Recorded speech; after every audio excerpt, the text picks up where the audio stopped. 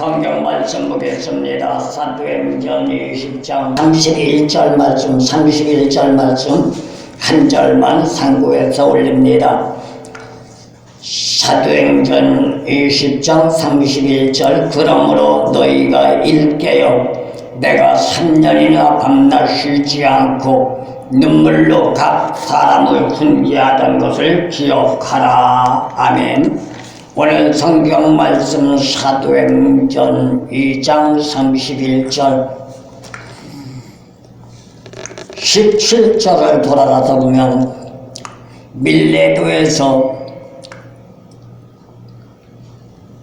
사도 바울은 에베소로 사람들을 보내면서 에베소 교회의 장로들을 청하는 것을 보게 됩니다. 그리고 오늘 성경 말씀 31절의 말씀을 보면은 3년 동안 사도 바울이 복음을 가르쳐줬던 것 잊어버리지 말고 기억하라고 교훈하고 있습니다. 이건 뭘 말하는 걸까요? 오늘날 현 시대를 생각해 볼 때 우리나라 어느 지구촌 내도 못지않은 많은 교회가 있습니다. 그리고 믿는다는 사람들은 놀랍게도 홍수가 날 정도로 너무 많습니다. 그런데 문제는 뭘까요? 오늘 본문 말씀 사도 바울이 밀레도에서 에베소 교회 장로들을 초청하고 이 말씀을 증거해 준 이유를 우리는 한번 생각해 봐야만 할 겁니다. 예나 지금이나 똑같은 것 같아요. 예수를 처음 믿을 때는 열정을 가지고 기쁨과 즐거움 속에서 속된 말로 죽기 살기로 매달립니다. 그게 바로 우리나라 초대교회 성도들의 신앙. 70년대, 80년대만 하더라도 그렇게 우리가 신앙생활을 해왔고 저 역시 70년대, 80년대 미친 듯이 뛰어다니며 믿었습니다.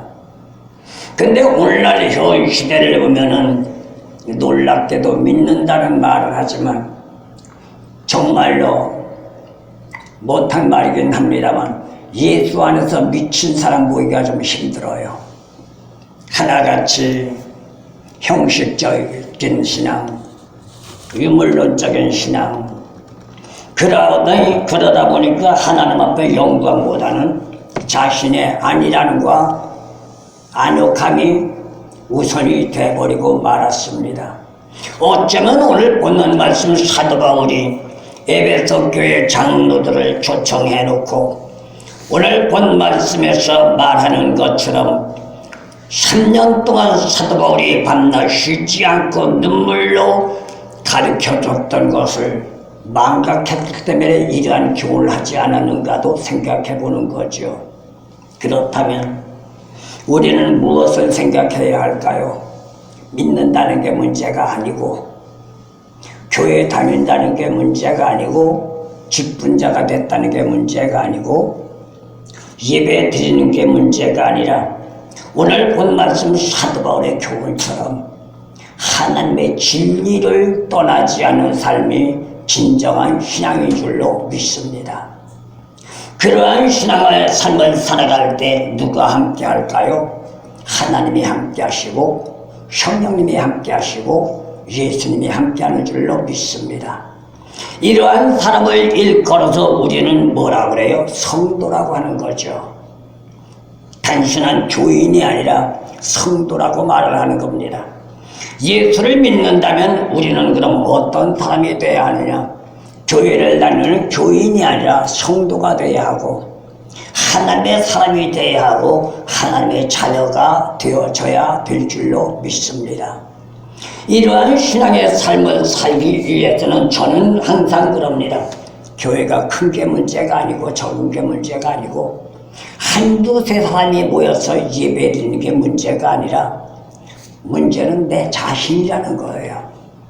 아무리 교회가 적어 사람이 없다 할지라도 아무리 교회가 커서 많은 사람들이 운집하여 예배를 드린다 할지라도 내 자신의 마음 자세가 바로 되지 못하고 말씀과의 관계가 성립되지 못한다면 그 사람은 어디를 가든 올바른 신앙생활을 할 수 없다는 것이죠. 그렇다면 오늘 본문 말씀 볼 때 우리는 무엇을 생각해야 돼요? 믿는 자는 무엇을 생각해야 하느냐? 믿음의 근본적인 본질을 생각해 보자는 겁니다. 근본적인 본질을 망각하게 되면 형식주의가 돼버려요. 근본적인 본질을 망각하게 되면 어떤 문제가 나와요? 세상을 따라가게 돼 있습니다. 그게 오늘날 현 시대 한국교회가 아닌가 생각합니다.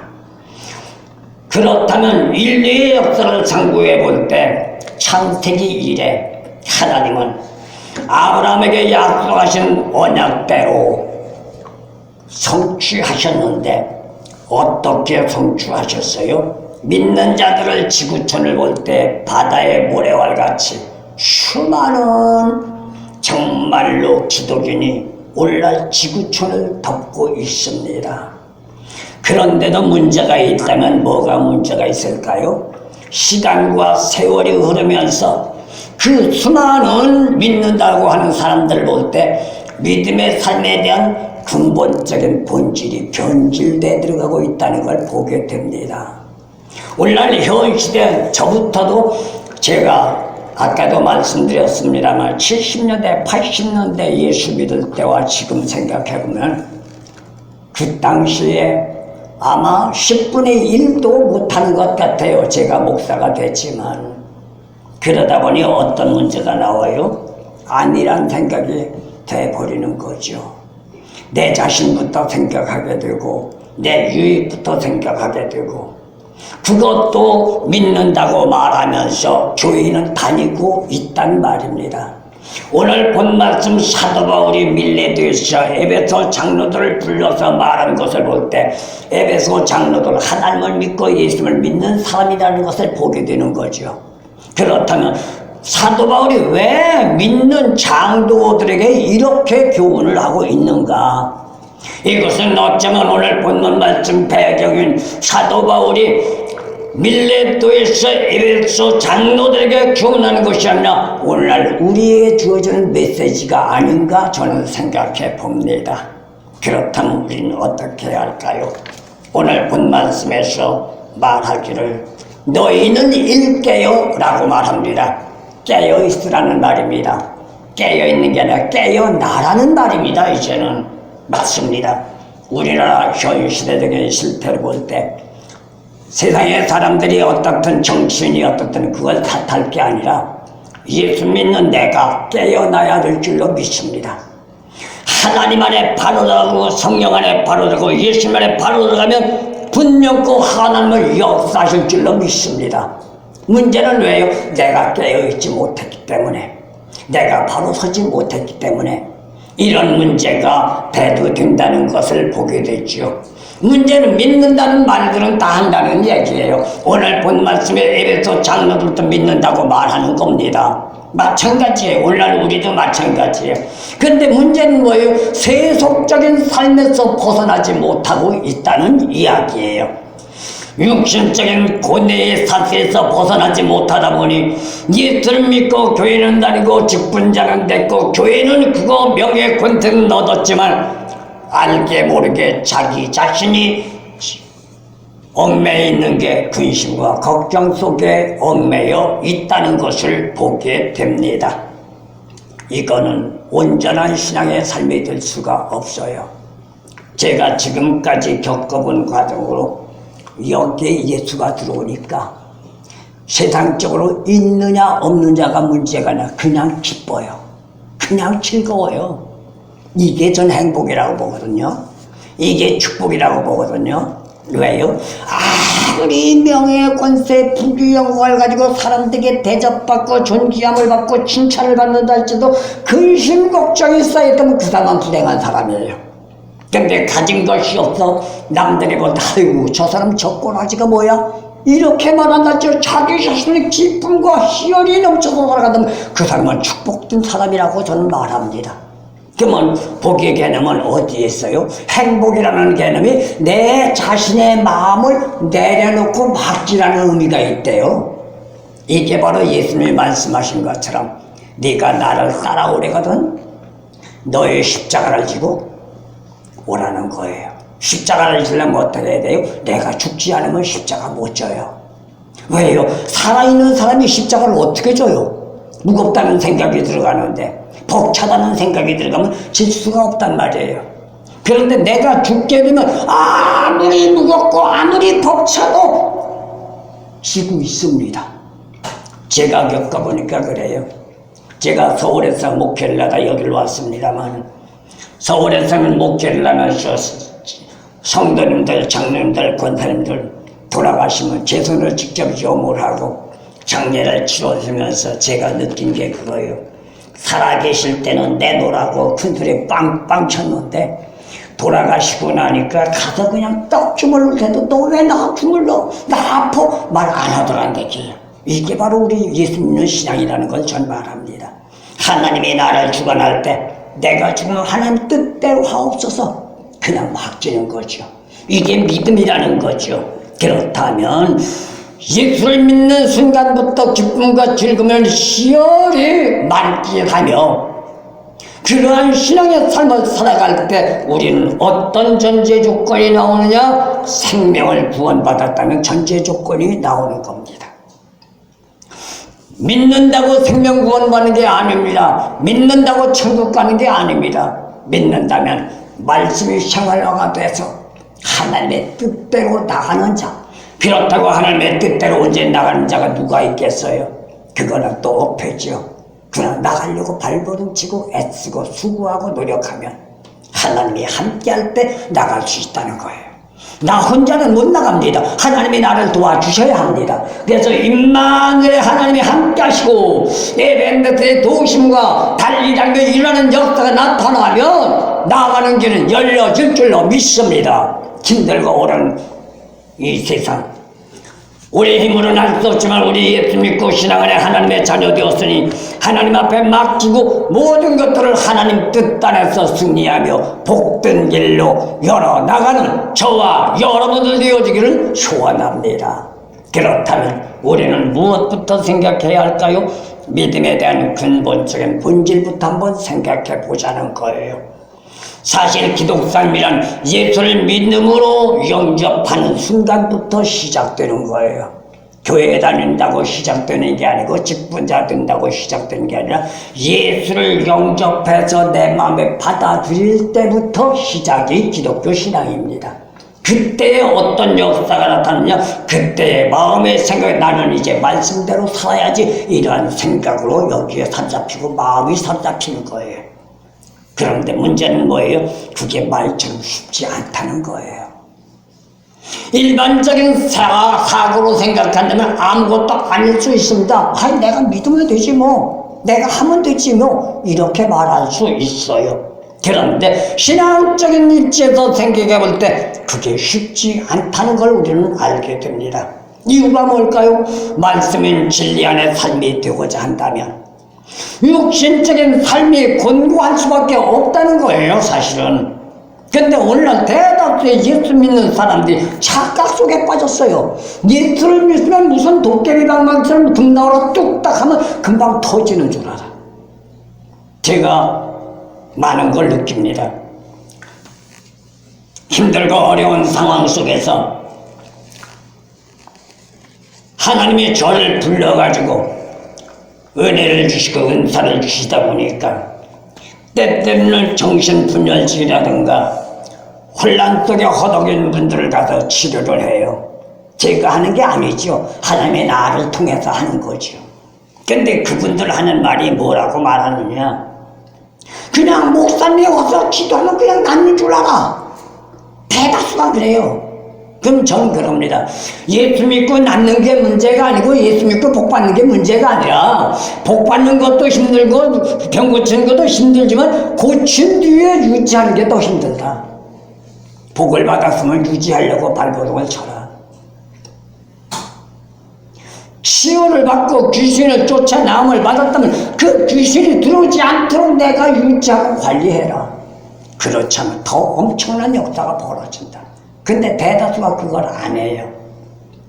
근데 더 놀라운 건 이걸 또 가르쳐주는 분도 없단 말이에요. 목사님들도 안 가르쳐줘. 내가 볼 때는 그냥 믿으면 된대. 이게 문제라는 거죠. 그렇다면 우리는 어떻게 해야 돼요?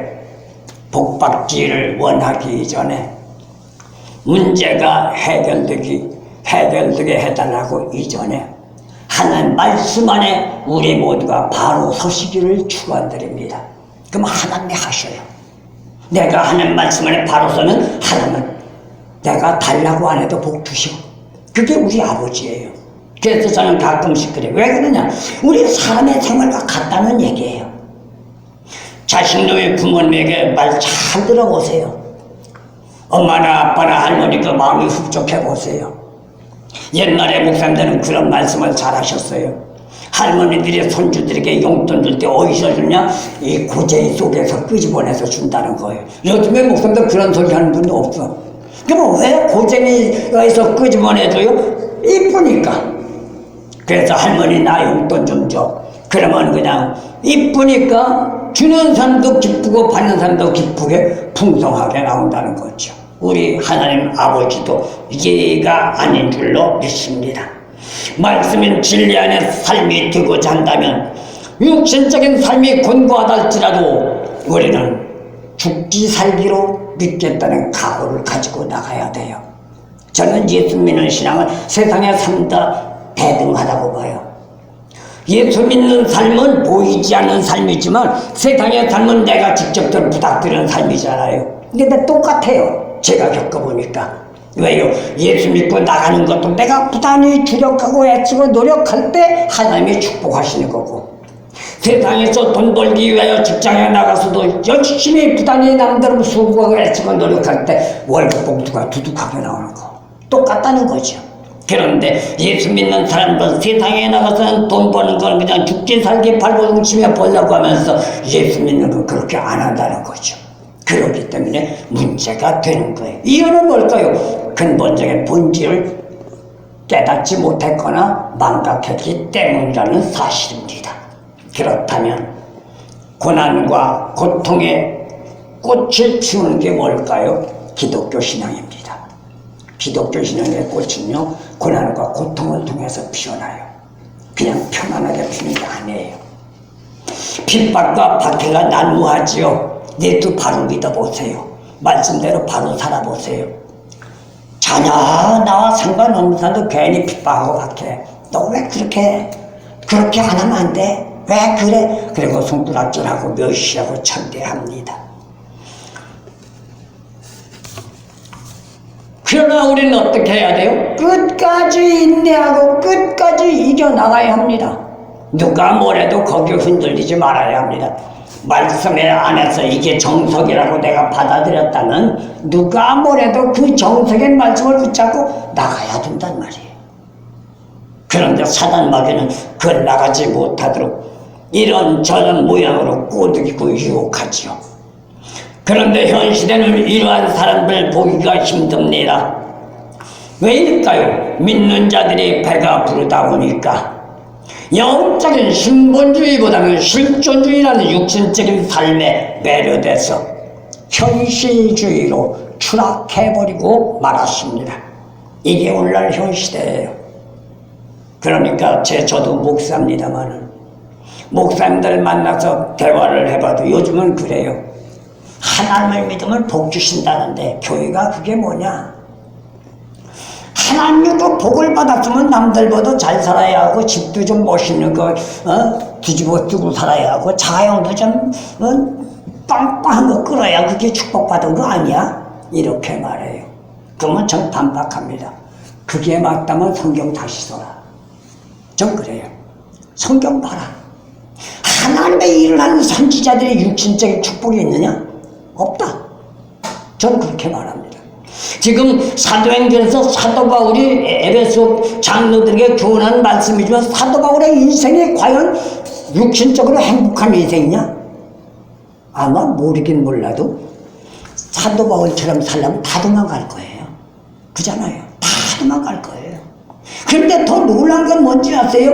오늘날 현 시대의 목사님들 보면은 자기 이름 팽개치고 바울이래. 자기 이름 팽개치고 베드로래. 그럼 저는 가끔씩 그런 분들한테 그럽니다. 당신 바울처럼 살아? 저 그럽니다. 바울처럼 살지 못할 바에요. 바울이라는 붙이지 말어. 괜히 사도 바울 욕들에 만들지 말자는 거죠. 천부적으로 부모님이 지어준 이름 가지고 얼마든지 하나님이 할 수 있습니다. 그런데 왜 이름을 받고 그렇게 살지도 못하면서. 그러기 때문에 오늘 성경 말씀에서 사도 바울이 에베소 장로들에게 이 말씀을 교훈하는 거예요.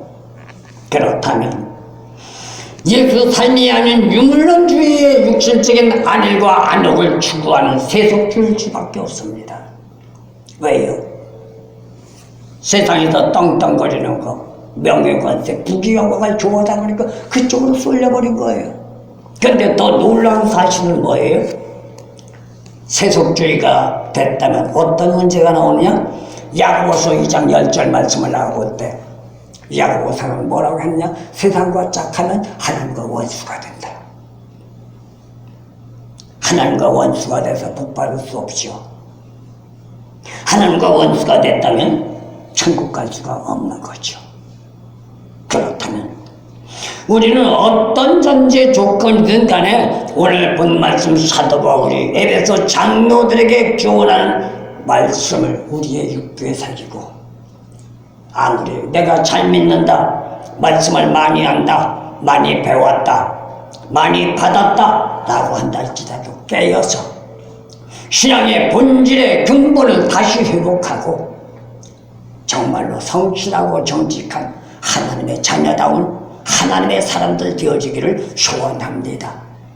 그리고 또 한 가지 생각해 본다면 믿음의 본질인 본질로 돌아가자.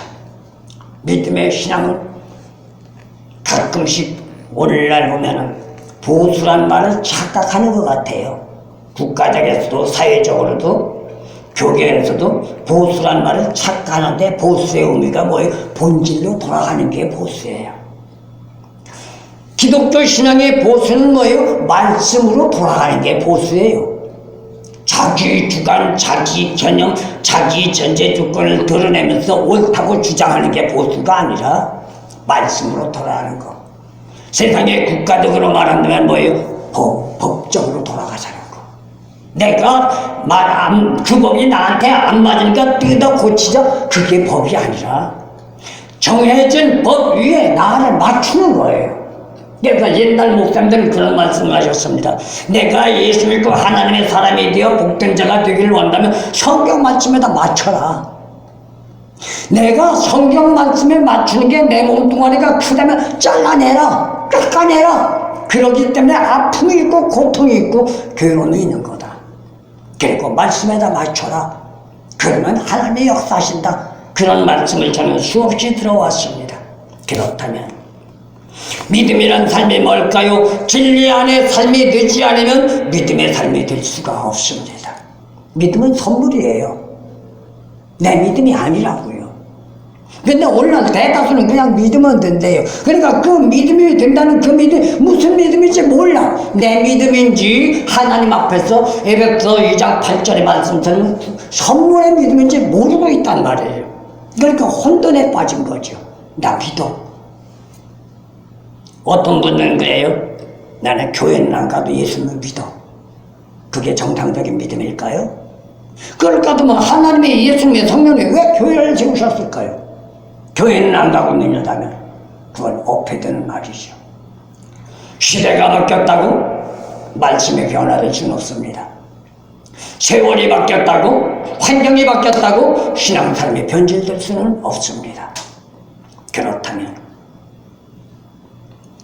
생명의 사는 길이 어디에 있을까요? 믿는 건 저는 그럽니다. 왜 믿느냐? 예수 믿고 구원받고 천국 가기 위해서. 우리 기독교는 그거 하나밖에 없어요, 사실. 예수 믿는 목적은 구원받고 천국 가는 거예요. 그러면 예수 믿는 신앙인의 삶의 복은 이 땅이 아니에요. 저는 성경을 보니까 그래요. 이 땅이 아니에요. 이 땅의 축복이 아니에요. 생명 구원받고 천국 가는 축복이에요. 그런데 놀라운 게 있어요. 우리가 생명을 구원받고 하나님의 자녀가 되면 이 땅의 축복을 내 분복대로 하나님이 주신단 말이에요. 내가 달라고 안 해도. 그래서 요한 3서 2절에서 내 영혼이 잘된 것 같이 범사가 잘되고 내가 강건하기를 원하노라. 맞아요. 그럼 우리 무엇부터 잘 돼야 돼요? 영혼부터 잘 돼야 돼요. 영혼이 잘 된다는 건 뭐예요? 구원받는 축복부터 받으라는 얘기예요. 그러면 범사는 자동으로 따라와요. 범사가 잘 되다 보니 내 육신은 강건한 축복이 더불어 오는 거예요. 이것이 우리의 신앙의 삶이라는 겁니다. 그렇다면 어떻게 해야 하느냐? 요한복음 8장 51절 말씀을 나가볼 때 생명이 사는 길이 뭔가를 가르쳐줍니다. 말씀을 지키는 겁니다. 그게 뭐예요? 말씀대로 사는 거예요. 살려고 노력하는 거예요. 전도서 5장 19절 말씀 볼 때 놀라운 게 있습니다. 북이 영광이 뭐예요? 하나님의 선물이란데요. 제가 창세기부터 계시록까지 상고해 보니까 우리의 인생의 삶의 모든 전제 조건이 하나님의 선물이에요. 하나님의 일꾼도 하나님의 선물, 그렇다면 목사도 하나님의 선물을 받아야 목사가 되는 거예요. 내가 되고 싶다고 되는 게 아니야. 그러면은 오늘날 현 시대는 신학교 나와서 졸업하고 안수받은 목사가 된다고 그러죠. 근데 성경적으로 보면 정말로 그게 진정한 목사냐? 저는 그렇게 질문을 해요. 왜요? 하나님이 인정하고 하나님의 뜻을 따라가는 자가 사명자지. 타이틀은 뒤집어 쓰고 내 생각, 내 방법, 내 육신, 내 아니라 안 오고 추구한다면 그건 하나님과 상관이 없는 자다. 그래서 성경 말씀 구약을 상고하면 하나님은 뭐라고 그러냐? 나는 그들을 보내지 않았다 라고 말합니다. 이건 심각한 거죠. 그렇다면 나는 그들을 보내지 않았다는 전제 조건이 난다면 좀 더욱 심각한 말로 말하면 그들은 구원받지 못했다는 결론이 나오는 겁니다. 그렇다면 누구를 막론하고 지 정의에 따라서 우리는 살아가야 하는데 이러한 삶의 역사의 근원이 어디에 있느냐? 세상에 있는 게 아니고 나에게 있는 것이 아니고 하나님 안에 있다. 근원은 하나님에서부터 우리는 나온다는 거예요. 생각하는 것 하나님이 주신 거예요. 선악을 분별하는 것 하나님이 주신 거예요. 기분 좋은 거 역시 하나님이 주신 거예요. 우리의 마음을 주관할 때 그런 걸 우리 분별하며 받아들일 수 있는 거예요. 그런데 이 모든 것들이 어디에서부터 시작되느냐? 세상에서는 머리에서부터 시작된다고 하지만 예수 믿는 사람은 마음에서부터 시작됩니다. 그러니까 옛날 목사님들은 하나님 말씀을 볼 때 뭐라고 했느냐? 먹으라고 했습니다. 성경에도 받아 먹으라고 했습니다. 두루마리를 받아 먹으라고 했습니다. 여기다 채우라는 거예요. 예수 믿는 신앙은 말씀을 여기다 채우는 게 아니라 여기다 채우라는 거예요. 왜냐? 말씀은 생명의 양식입니다.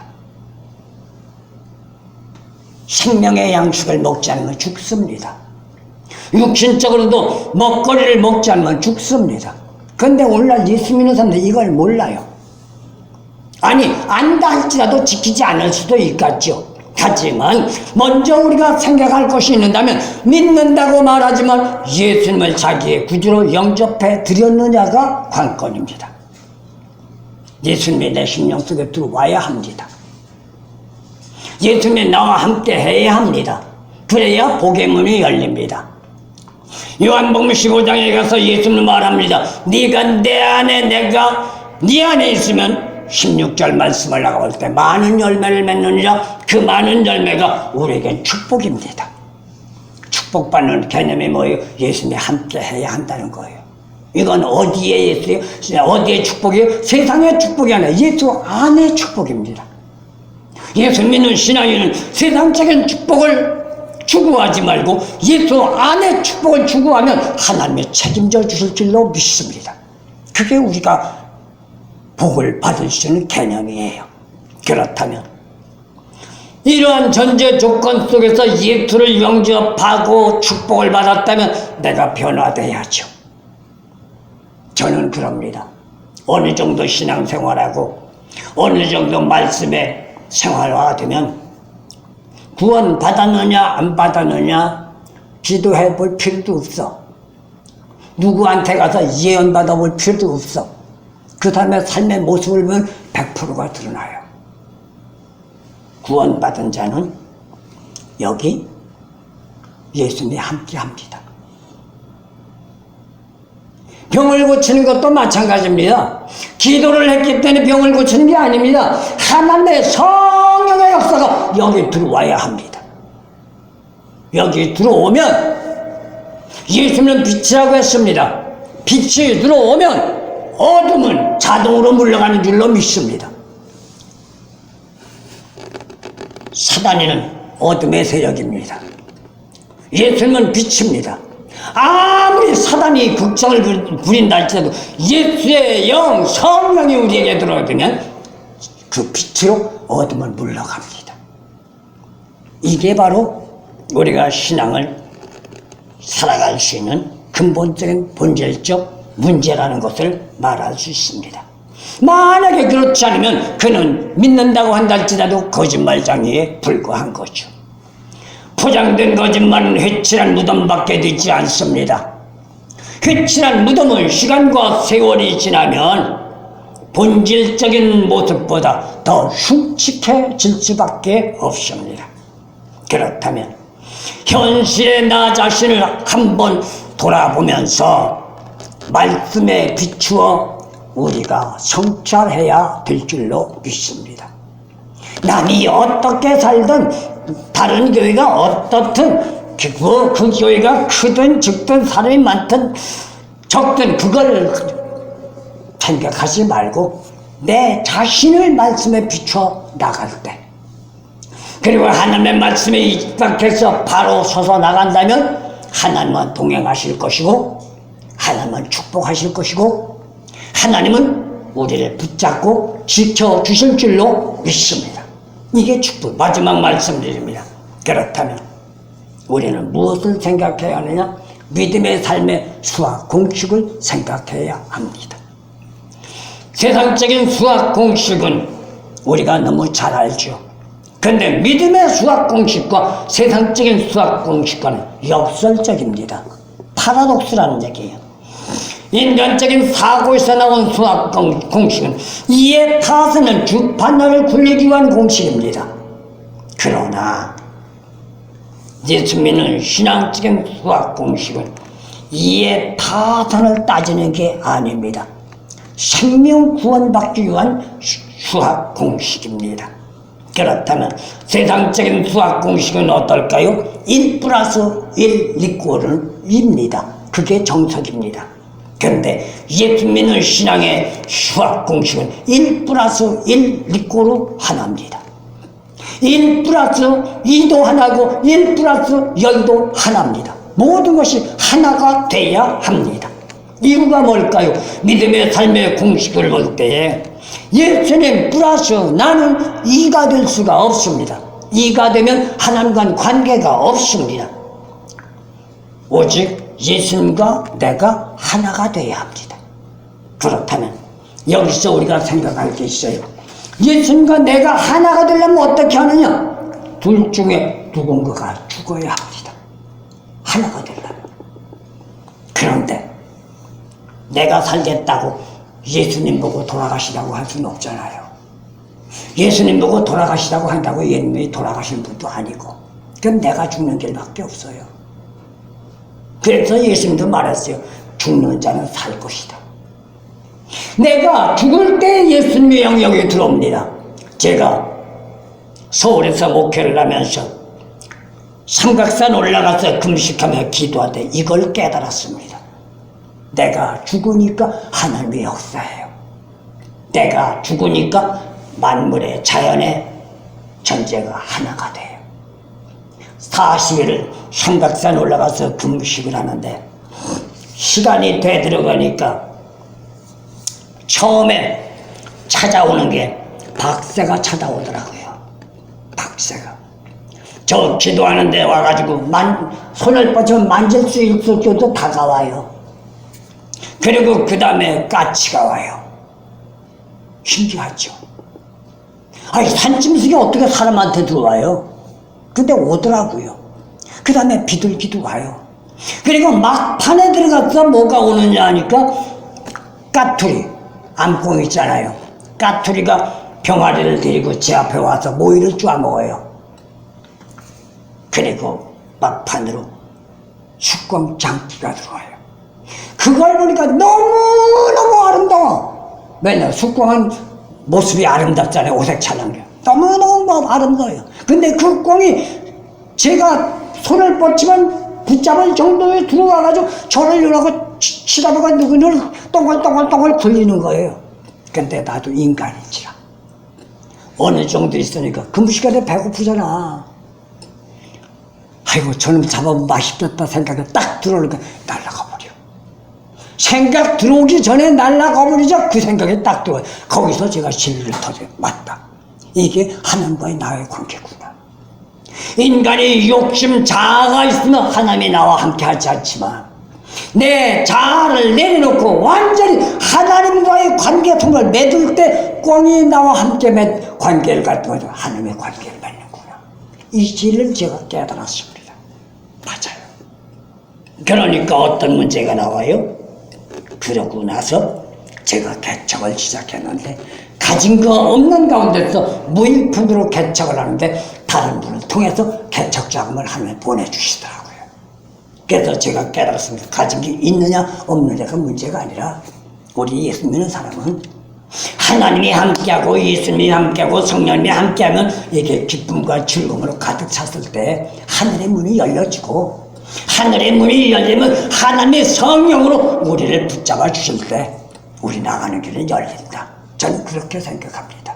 그렇다면 오늘 이 시간에 우리는 적은 우리가 모여 예배드리지만 사람이 적으냐 많으냐가 문제가 아니라 오늘 이 시간에 오신 주님 우리 심령밭에 영접해서 받아들이시고 오신 주님 붙잡고 이 험악한 시대 나갈 때 아버지요 내가 가는 게 힘듭니다. 나를 도와주세요. 그러면 아버지 뜻대로 살겠습니다 라고 말한다면 하나님이 도와주시고 축복의 길을 열어주실 줄로 믿습니다.